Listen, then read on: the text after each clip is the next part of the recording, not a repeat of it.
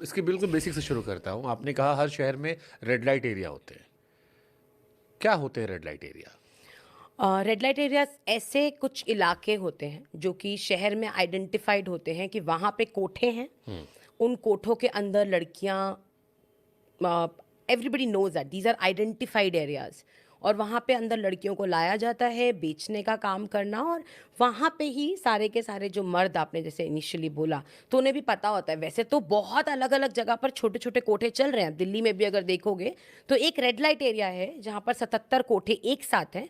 But अगर आप और जगह पर भी जाते हो, सीलमपुरी जाते हो, लक्ष्मी नगर जाते हो, शकरपुर जाते हो, तो छोटे छोटे कोठे वहाँ पर भी चल रहे हैं। बट रेड लाइट एरिया एक प्रॉपर इलाका है। जैसे रेड, जो दिल्ली का रेड लाइट एरिया है, वहाँ पे 2500 से 2800 औरतें रह रही हैं उन कोठों में। आप सोनागाची की बात करोगे तो वहाँ पे करीबन 40-45 हज़ार औरतें हैं बंगाल में। अगर आप मुंबई की बात करोगे तो वहाँ पर करीबन 20 से 25 हज़ार औरतें हैं। अगर आप पुणे में बुधवार पेट की बात करोगे तो वहाँ पर भी हज़ारों औरतें हैं। सो ये आइडेंटिफाइड एरियाज हैं which is illegal, but they are running. ये ऑर्गेनाइज कोठे हैं? ऑर्गेनाइज तरीके से प्रोस्टिट्यूशन चल रहा है, ये जानते हुए कि इलीगल है?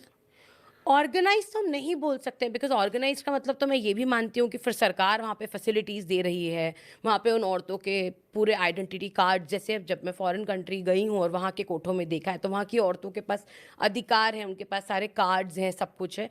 पर यहाँ तो एक 3 साल की बच्ची को बेच दिया जाता है और उसके जितने भी कार्ड्स वार्ड्स हैं वो कभी बनते ही नहीं है लाइफ में।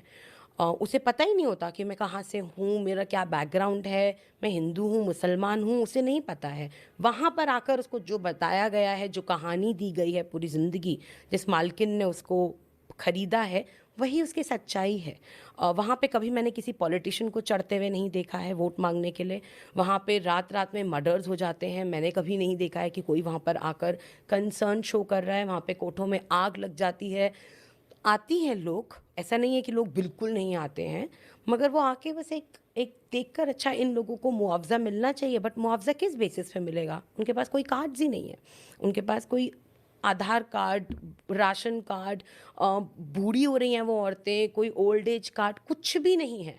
अब हम लोग कोशिश कर रहे हैं उन सब का बनवाने के लिए, but otherwise they don't exist. उनका काउंटिंग नहीं है हमारे देश में। तो जिस इंसान का काउंटिंग नहीं है, हम उसको ऑर्गेनाइज तो नहीं बोल सकते हैं। मतलब 140 करोड़ की आबादी में कोठों में रहने वालों की गिनती नहीं होती। बिल्कुल, हमें तो ऐसा ही लगता है। बाकी कोठों में इस टाइम पे करीबन 13 मिलियन लड़कियां रह रही हैं, ऐसा डेटा भी कह रहा है। But 13 million? बट